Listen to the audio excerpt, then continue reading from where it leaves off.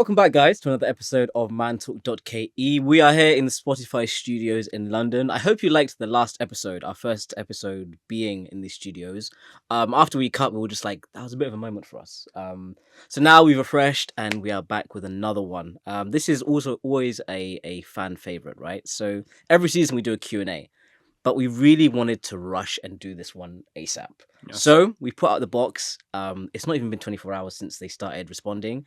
And we're going to shoot the responses to these questions. We hope you'll enjoy this episode. Have as much as we enjoyed making it. Why, buddy? Because we always have a ball. We always do. Always have a ball. Q&As, they're never... They're never the same. They're never the same. And the beauty, if you've been watching for a while, the beauty of this is we don't actually look at the questions until now. Like, we've just airdropped them to each other. So there's some from my page, there's some from your page, and there's some from the Mantalk page. So strap in, guys. Because, yo. First of all, guys, we have a very consistent question. This has been happening for 14 seasons. Okay, and the question is, Eli, are you single? Do you know what? Every time. Are you a single man? Do you know, nothing's changed. Nothing's changed. We're still single, we're still enjoying life, and there's no complaints. Guys, we've flown continents. I've been looking aggressively for a wife for my good friend Mr. Manda. He's now clocking 30. Clocked already. I think he's hit 30. Yeah. And he's on the third floor. I feel like he's starting to get old. That pocket gym lifestyle is benefiting him, but it can only benefit him for another. Sort of. Yeah. I feel like he now needs I'm not opposed. Some in Kenya we have a meal called mokimo. Oh, for the benefit of a United Kingdom audience, it is mashed potatoes, made with a lot of love. The difference between mashed potatoes and mokimo is the love. So Eli, you need to stop eating mashed potatoes and now start eating mokimo. But mate, when you're in the UK, we love mashed potatoes. Do you know what I mean? Bangers and mash, we love it. We love it here, bro. All right. I believe that question. No, because what you wanted to do right now. You're trying to jump. But that question was on the Mantalk page, I believe. Yes, it was. So naturally, it should be extended to you as a fellow Mantalk host. Yes. Are you, in fact, a single young man? Currently, at the time of the airing of this episode, I have to say, as I look into the camera, and sincerely, I'd like to thank the United Kingdom. I'd like to thank the +44. It seems that I was on a journey, and that journey is stopped at... Interesting. No, it's still going on. I was going to say that. This is the news. Live. That journey is continuing. We are now in London, East London. I'm moving northwest, South London as well. I'm investigating, and I believe I'll find the love of my life in this fantastic country. You really maybe I need to go up to Scotland. Maybe I need to go over to Manchester. Just go up and down the Thames, buddy. There's something there. There's something there. In short, nothing's changed since season 1, guys. Imagine talking about masculinity. Nothing's changed. Nothing's changed. Like driving a manual. Let's change gear. Bars. So this is a fantastic question. Okay. That's a little bit more. Got some more depth to it. All right. Outside of the Thames. First of all, Eli, before you read that question, I have to say you look smashing today. Thank you. I was waiting. I was stalling my questions. Thank you. This is a personal favorite. May I just say you look dashing too, young man? Hey, listen. From one brother to another. Listen, I took a walk, along the Thames, and I was like, you know what I mean? Mel made me do it. Hey, there we go. Mel made me do it. Oscar's been waiting to drop that line. Mel made me since the do changing it. room. He's been wanting to. Mel made me do it. You know what I mean? But no, shout out to Two Pieces. If you could. Don't kick me.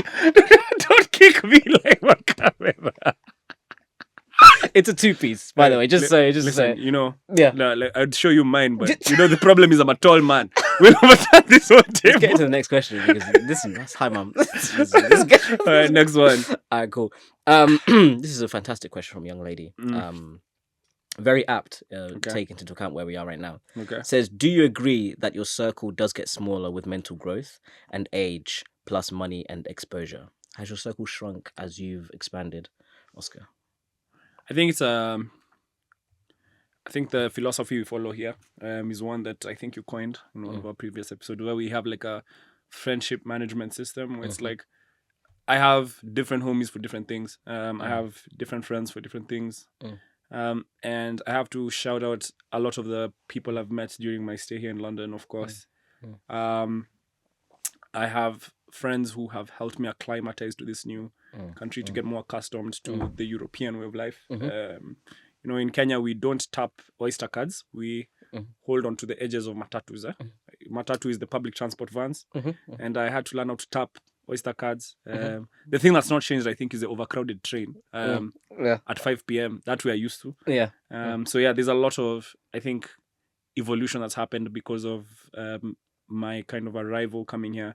And a lot of the members of the Mantalk community who are from the UK have also helped me with that. So I've made a lot of new friends. So circles changed rather than shrunk. Interesting. I always think it's expanded, but my because it's a personality thing where I'm a bit. I think I can describe myself as a gregarious person. Agreed. Where I can meet different people and just handle those relationships differently, and communicate my boundaries very clearly. I think that's something new that I've learned. So it allows me to be able to have relationships that thrive differently from the ones that I had. But I won't lie. Obviously, there are some points where some very painful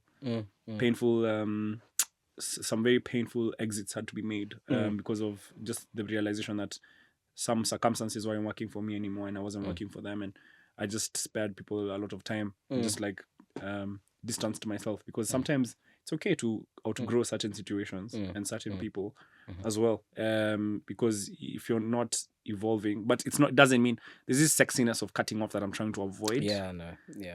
But sometimes it happens. Sometimes you just grow distant because your perspective and where you are in life has changed, and your needs as a person have changed, and sometimes you might fall out of certain circles, or you might not be able to act in that same capacity that you once did. And I don't think there's anything wrong with that. So that's a balanced answer. I respect it. As a Libra, I respect the balance. Listen, hey, it's white. It's white. Listen, Mel, shout out to you again. Ask me a damn question, bro. Next question. And I just wanted to know.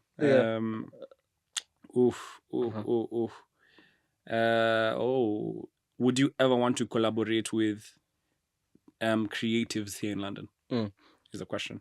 It's as if you've literally read mine and Oscar's text and listened to our calls, because one of the main purposes, and kind of speaks, that's a good question, because it speaks to why we've invested the time with me coming here, we've invested the money of me coming here, and making this a very, very intentional project, because we feel like, so the same way you're in Africa, you're in London, and you hear music that is now transcending borders more than it did before, and you're able to enjoy that and connect with people over the same, like Arya Starr's record. You're able to see UK artists collaborate with more African artists, and the Afrobeats genre growing, right? There's a beautiful, like, spiritual thing that's happening with music, and people are finding their roots. And we've definitely been enjoying that. But we generally feel that the same thing can happen with podcasting. The same thing can happen with points of views from people that have either transcended where they're from, or they want to go back and have a connection where they're from. And we realize this because we've done the switch. So growing up here myself, I've gone back home I wouldn't say on a whim, but and now I'm living on my own in a new country altogether, right? You've done the same thing, you've switched. And the fact that me and you connect on philosophical levels, on intellectual levels, and from different backgrounds, and it's through having conversations, the main reason we're here is to collaborate with people and hear their points of views, and build the bridge that basically music has done now with podcasting conversations. Because I think especially second generation and students and international people that are crossing borders, there's so much we can connect with, and there's so much we can do when we open our minds to have conversations together about the larger world, about our environment. So to answer the question, literally that's why we're here, to collaborate with people from a different border and get perspectives from guys that have done things in a completely different environment, and finding synergies there and offering value through that conversation. So that's literally why we're here, man. Yeah, it's a fantastic question. Fantastic question. I think a very powerful thing is being able to be that bridge, as you've said. For a long time, I think Africans have never had a medium to communicate their story directly in a way that's, I'd say, unedited and unadulterated by other people's philosophies and ideas. And I think for the very first time, we can share the African perspective through our own terms, and using our own language and using our own ideologies. And I feel like English as a language is it's one of the most spoken languages and one of the most listened to languages, but it's also a medium that continues to carry the oral tradition that has characterized who we are as Africans. Stories were we didn't write our stories. We spoke them and we told them. And this is one of those opportunities where we can share that oral tradition with other creators who are here. And we're also looking to create content with them outside of the podcast space, where you can also come and work with us in that different capacity. So if you're interested in working with us, slide a DM while Eli is still around and I'm still around, and let's see what we can do. And we're very open to collaborate and to work together. Top tier question. The amazing thing I've realized, you mentioned something about the traditional mediums, right? Yeah. And there's a beautiful TED talk where she talks about the one story, the danger of the one story. Mm-hmm. I think the beautiful thing about podcasting and the beautiful thing about music is, if you listen to someone like Burna Boy, he literally talks about things affecting his people in government through music, and he's passing that message. It's the same way that now, when you've got first-hand experience and it's not polluted by media and red tape, that's why I think podcasting is so exciting when it comes to telling stories. Because right now, for our podcast to be approved to go live, it's me and you that say, yep, that can go live. Whereas typically before, when you're telling an African story, when you're telling the UK story, the diaspora story, there's so many more red tapes before somebody in that environment hears the truth about where that other person's from. So that's one thing that's really exciting. And then you mentioned the storytelling aspect. I think we both read the book Sapiens, right? And the one thing that makes humans human and differentiates us from literally the animal kingdom is that ability to retell a story or replay an event. Exactly. So I think the fact that we're able to touch the human aspect and then go past these traditional mediums and media is why it's so exciting to be here. Exactly. So excited. Yeah, and it So allows excited. us to bypass the geopolitical Yeah. tendencies. Yeah. The obvious, Africa is this, Africa is that, save a child, Yeah. Nah, as you can tell, we're African and we're gripped out. Come on. Shout out to Mel. Mel made me do it. Can we have like a counter? Beryl, when you're editing, can you have like a counter every time he mentions Mel on this episode? Oh, It's becoming the new South Sea. Yeah, you listen, know? hey, South Sea, massive in London. Come on. I think it's me, no? It's your question. Yeah, yes. yeah. Talk about how the mid-20s shape a man. Ooh. That is a bad boy question. And it's from another brother. It's from a brother. Oh my god, that's a horrific question. It's good though, isn't it? Yeah. Shout out, you know who you are. You know who you Oh are. my goodness. Yeah. Do you want to go? My mid-20s. I think I'm towards the tail end of the complete end of my 20s, and I feel like my mid-20s were the most strenuous time, and continue to be in a sense. My 20s continue to be one of the most difficult times for me as a man to grow and evolve, because this is when society doesn't pull any punches. It's like, if you weren't smart enough in school, then you end up working certain jobs that you didn't want to work, but because you have to live. If you are in love, then that's the phase when breakups happen and you have to develop the character, the character development that needs to happen for you to be like able to bear pain, and it's also at that place in life where it's like, oh, you're no longer a boy now. Like, we're no longer, we are no longer like, no one's gonna, you have to be independent, you have to stand on your own 2 feet. And what does that mean? Like, I feel like for my 20s, that's exactly it's been a very insightful and interesting journey. I've had the benefit of having Mantalk for 2.5 years, but even before that, my life was I tried my best to live a structured life. I tried my best to live a life that had some discipline, but even till today, I fail. You know what I mean? Like, you might know, I might know what to do, but the actual discipline to execute and to do it every day is something that my mid-20s have shown me that it's a feat. Conquering yourself is a feat. And when you see someone with discipline, for example, I remember Kipchoge Keino's interview.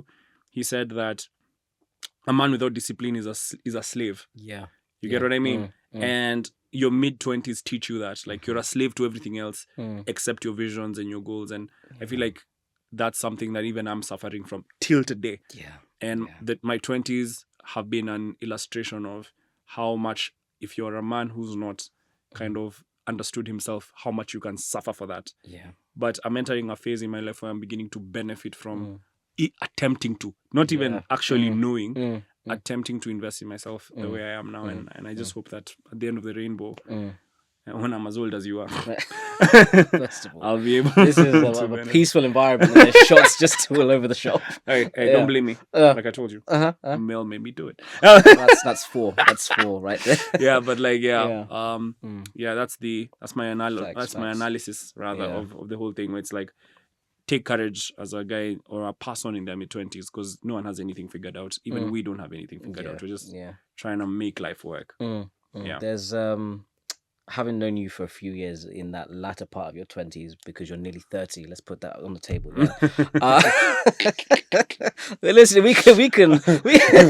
I've actually watched the evolution of you in terms of like consistency, grit, etc. So yeah, it's been fantastic to watch.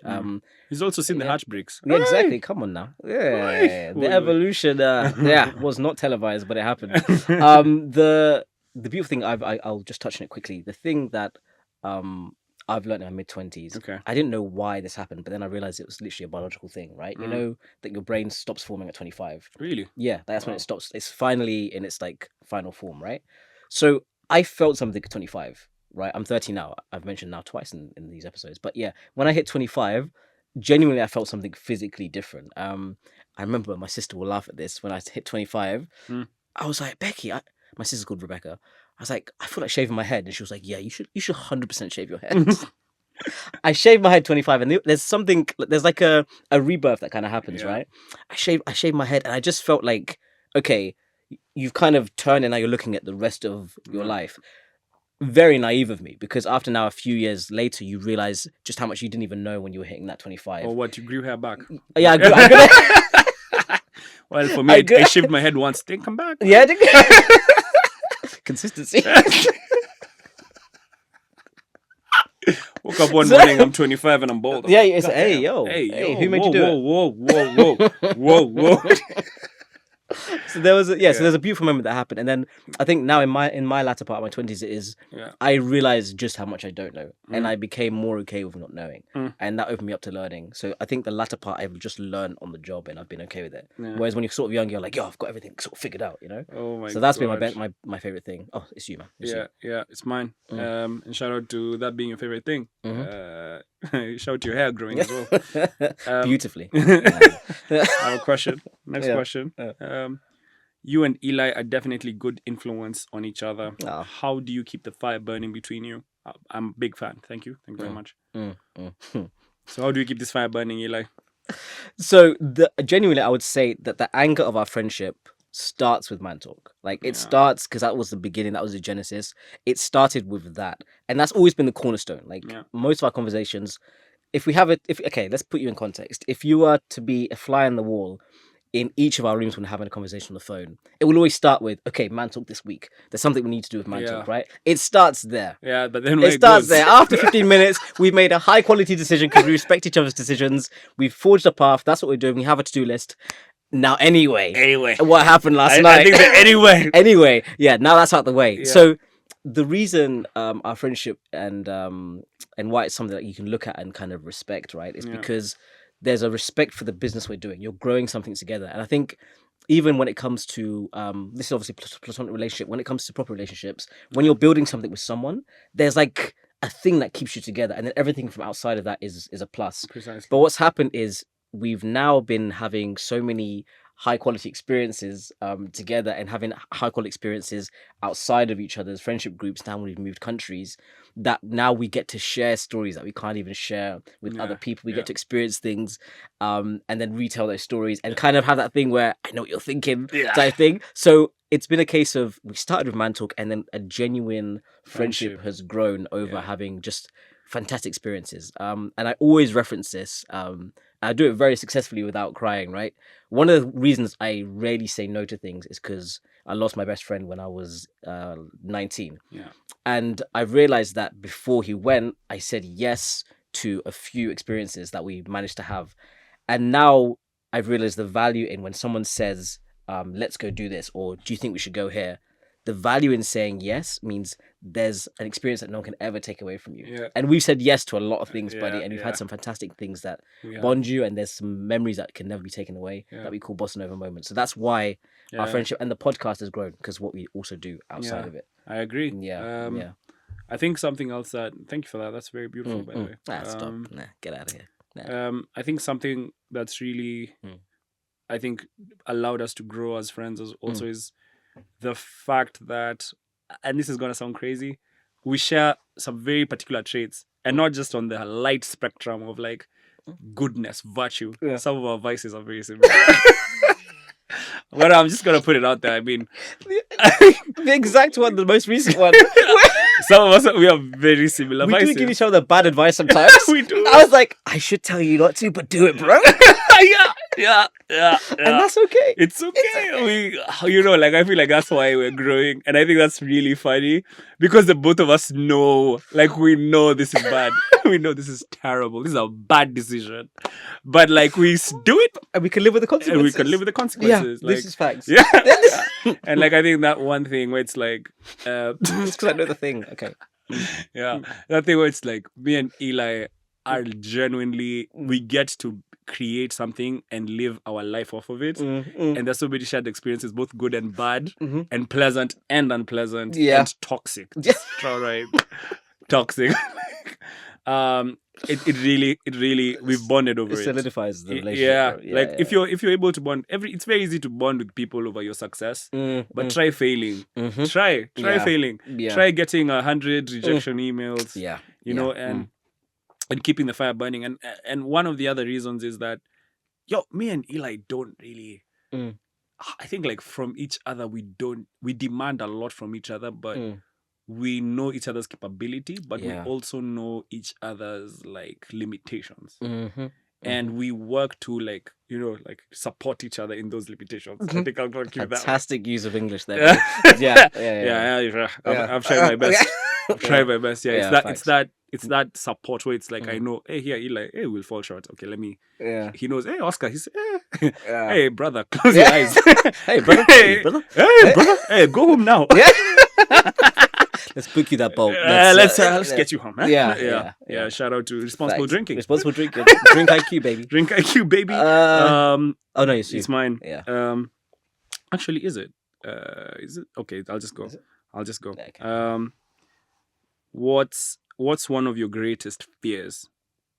I think we've done that one before.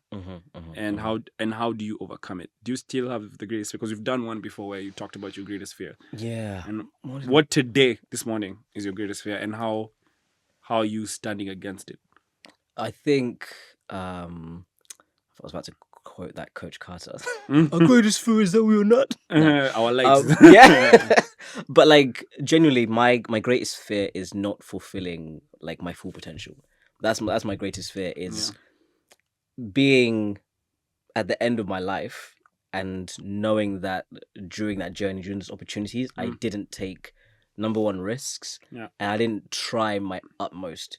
And sometimes your fear can drive you to places that aren't great. Sometimes in trying to always reach that I've put 100% in. Yeah.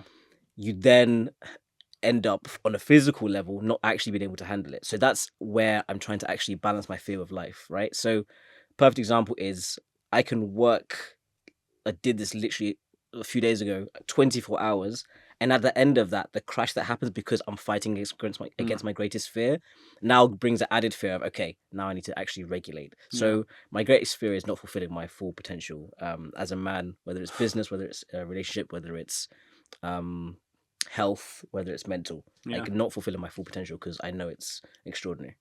I agree because that is also my greatest fear, which is I'm just in this interesting phase of life where I have a friend called Raphael, and he uses a Danish term that I would not try and repeat here, but it's called you're moving at lightning speed. It's like you're at flight speed, where it's like you're moving at a speed that a lot of people around you don't really understand.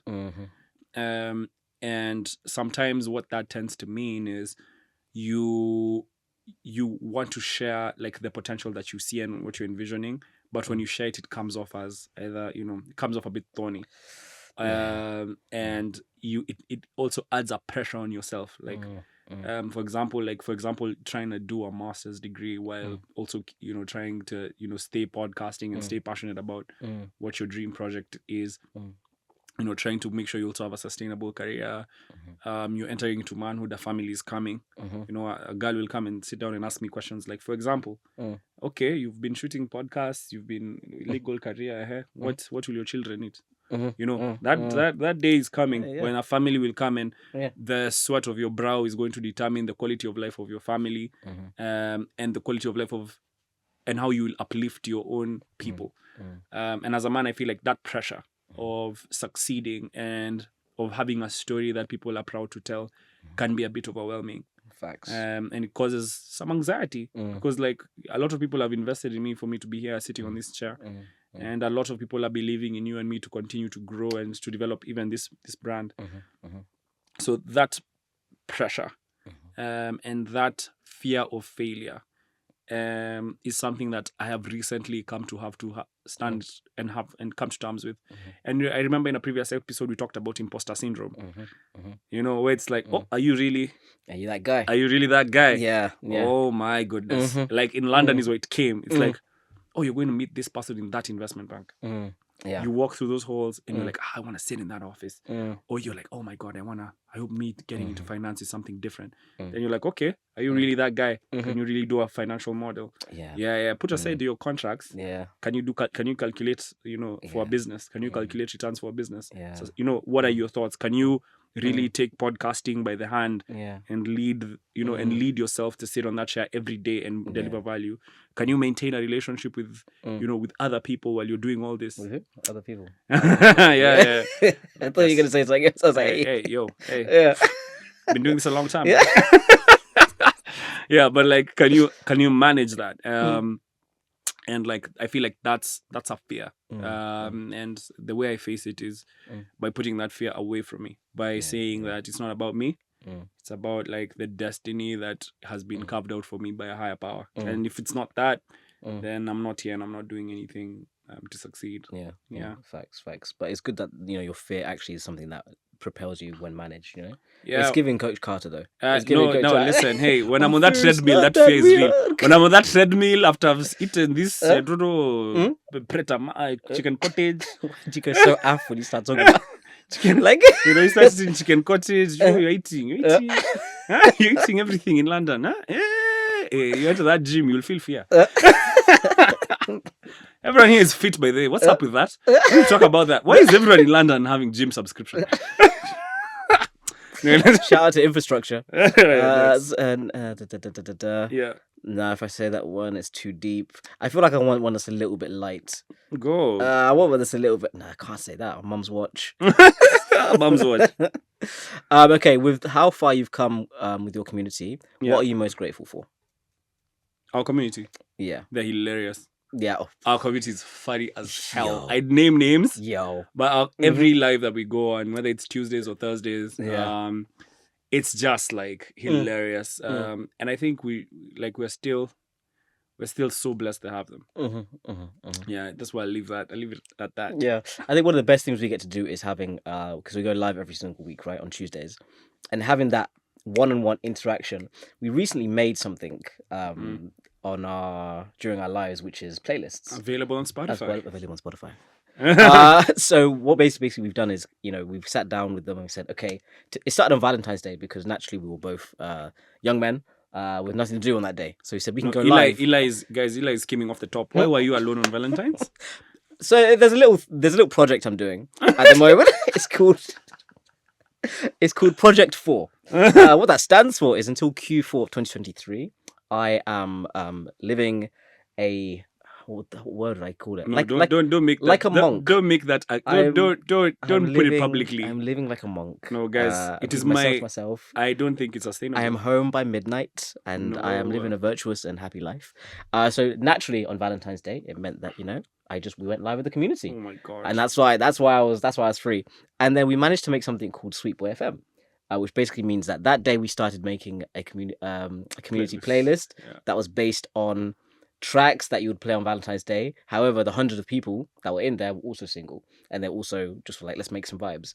That was a perfect example, back to the question, of how hilarious some of the song suggestions were, how hilarious some of the stories were when people were writing them in the comment box. And that's what I like about the community. You can take a day like Valentine's Day and you can laugh in the hundreds about the fact that we're all single. We can laugh about the song choices, and we can just vibe with them at a live level. So I'm very excited for the community to grow, and we do that with people in different contexts. Yeah. So yeah, that's why I love the community, man. Yeah, man. Yeah, to ask the Yeah, question. they're pretty cool. I'm telling you. They're pretty cool. Shout out to the Mantalk girls. Come on. Someone said, "Why didn't you bring the sun with you, bro?" Ed, Hey. I know I can say your name, buddy. Can I tell? No, because it's disrespectful. Yeah. Are you serious, Ugh. bro? I came. Was it -1 when I landed, Vicky? Was it -1? It's -1 when I landed. Yeah. -1. Have Yeah. you been okay? Because I thought you'd never ask. have you been okay? Because I'm not okay. Yeah, the weather here is actually it's atrocious. not okay. And you came in and it started snowing. That's I what haven't people had say. snow the whole time. I've Yeah. been living well. It's Yeah. like you carried it in your suitcase. Yeah, this is correct. Yeah, Yeah, that's but been the tough. weather in London has been a bit interesting. Mhm, A bit of a problem. mhm. I told you the first time I had snow, my body had a fully fledged reaction to it. Mhm.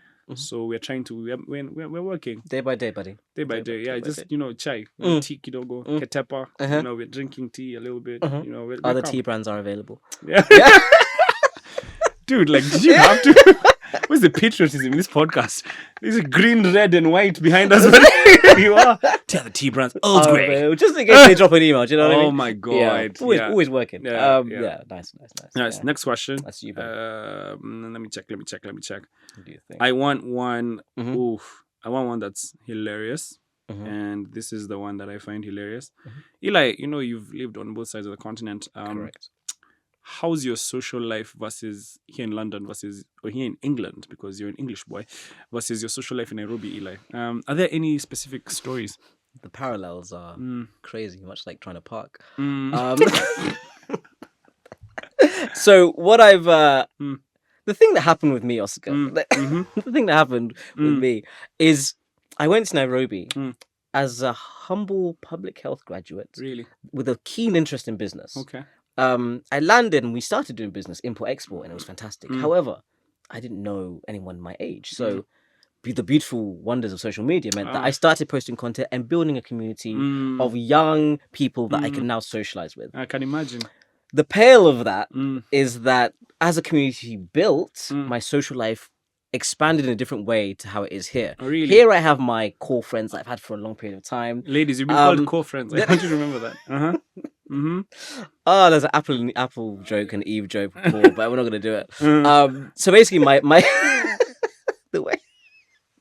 the way my relationships are at home is that I've been doing way more public things back home. So I'm known in a public aspect, whereas here I'm just known for. Are you a politician?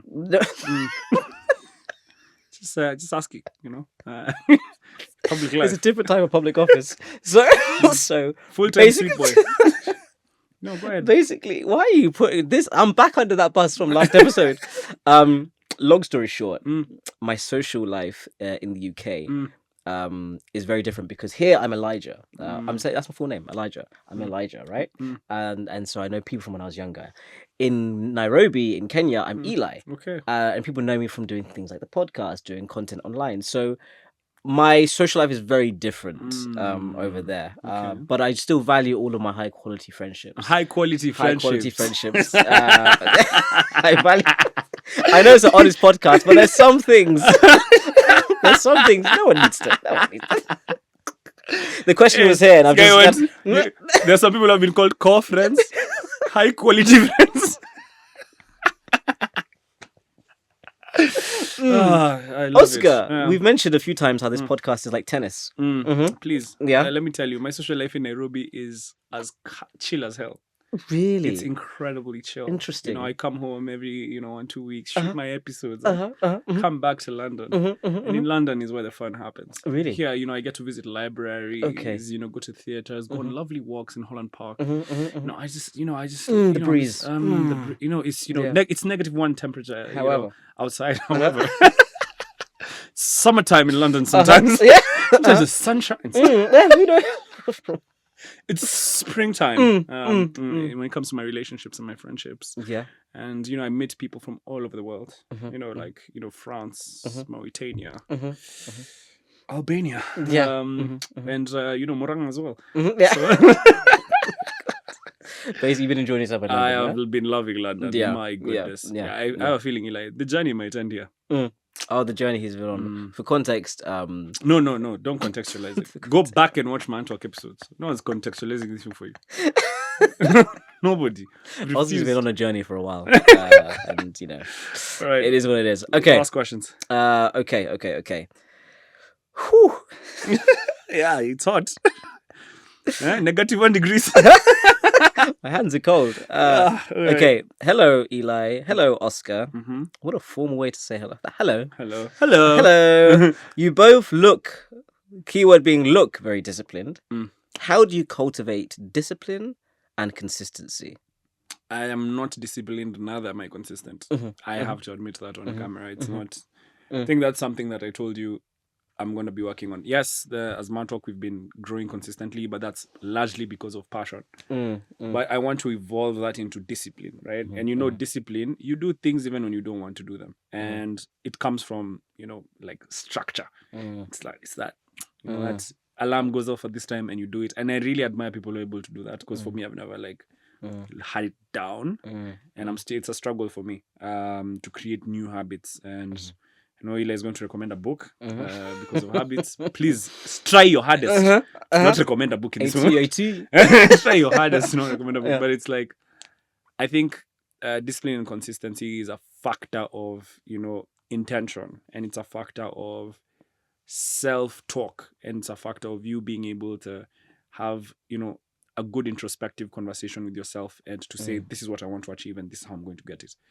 And I am suffering from the negative effects of not being able to do that as effectively as I want. And I am forcing structure on myself, especially here. When you move into a different country, when you're not structured, it's expensive. It's actually expensive to have no structure. And I've never seen a place where decisions compound as quickly as here.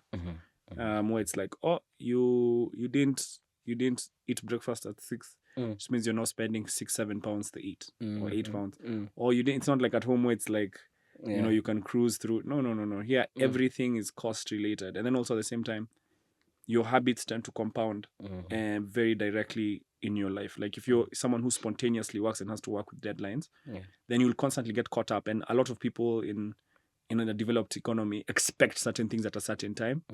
Doesn't matter if you have to work till you 4 a.m. Doesn't matter. I just need what I set out to have, and that time management and that scheduling and that mindset of I'm going to deliver things on time is something that I'm working on. And even for my own personal goals and objectives, it's something that we're working on. And hopefully with Mantalk, we'll continue to be consistent. But for me personally, I need to evolve from the place of passion and doing things when I'm passionate about them, and to start doing things when I'm disciplined. Yes. That's facts. I feel like one of the things with you though, and this is a benefit not many people have, is you are highly intelligent, right? So you can actually get away with it sometimes. You can get away with maybe not doing it, but then doing it very quickly at a high level and being like, deliverables done, right? That's what I've seen with you. Like you'll pull it off regardless. Sustainable? I don't know if it's sustainable, but I've seen it. Hours before. No sooner than. It's high quality. Clean. Yeah, regardless. One of the things, and on this pod, we really try to keep a balance and be as vulnerable and honest as possible, right? And one of the things is online. My mum hates when I say this word, but there's this sexy narrative of, if you're not disciplined, what are you doing? If you're not consistent, like, what are you doing? And as much as there's definitely a place for that, there's the third thing that needs to be compassion for self and people you work with. And it's something I've slowly realized, because I've gone through phases in life where I've been so obsessive and so disciplined and so consistent. However, the factor of compassion has lacked for myself. And that, as much as not being consistent and not being disciplined is not sustainable, being disciplined and consistent without compassion for yourself is also not sustainable, because you can try and do something over a long period of time, and then when you look back at everything you've done and it's actually not ended in the result you want, it's a very hard pill to swallow when you look back at a period of time that you've spent doing it, right? And I found that happened to me many times, where I've worked so hard, I've done everything perfectly that I'm supposed to do, and if the result doesn't happen at the end how it was meant to, because everything that's been preached to me is if you do this, you're going to get this, it's very hard. So I think while exercising the two, you have to marry that with compassion, because even when you're looking at consistency over time, right? I always equate it to like a graph. If you're trying to get a positive correlation, it doesn't mean it has to be a direct diagonal line that you can ski down, right? It needs to just be a line going in that direction.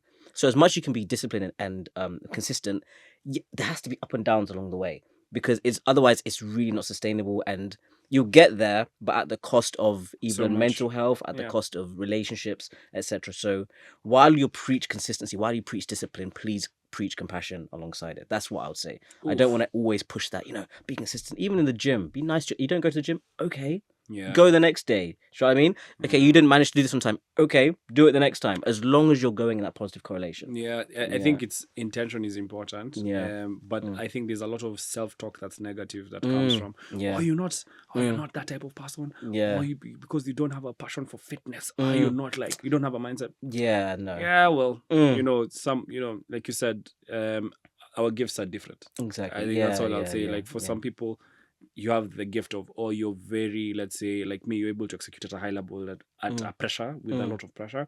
But then the danger also, I have to say, of people who have that thing that you just mentioned that I have, which is I deliver at a high level at the very last minute or towards the end, is that you don't know the comfort of doing things ahead of time. Because imagine how much of your brain you free up when you do things ahead of time. When you just say, no, because it's a Monday, I knocked it out on Monday, I can send it now. Yeah. It has like a 3-day deadline, I can move on to other things. Imagine how productive you get. And I've started to kind of have a deeper focus on my productivity, where I'm like, what have you done today that's billable?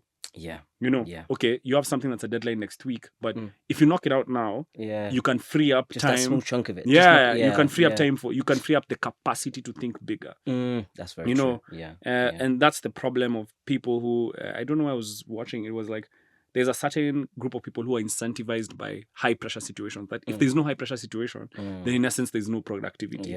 And they start to fill their time up with like casual stuff. When you can decide, okay, I'm going to run this, I'm going to run that, I'm going to run that, and everything is going to be done on time. And that's what I find people with structure have. And if you marry structure and natural capabilities, that's when you get winning results. Facts. You know what I mean? That's a bar. Yeah. When you match it with natural capabilities, that's yeah. so true. When you match structure with natural capability, that's when you get like continuous results, and you compound your return on anything that you put in. But if you're the type of person who has to be under pressure to work, even other people don't want to work with you necessarily. And that's something, like I said, I am really focused on improving and to be more urgent. Yeah. So the fact is, I know they asked the question that we seem, it's because we look because the results happen. However, the back end is not always how it should be. I Exactly. think that was my one, so I think that's you. My last question, I don't even need to see it. Okay, say less. Actually, Is, cool.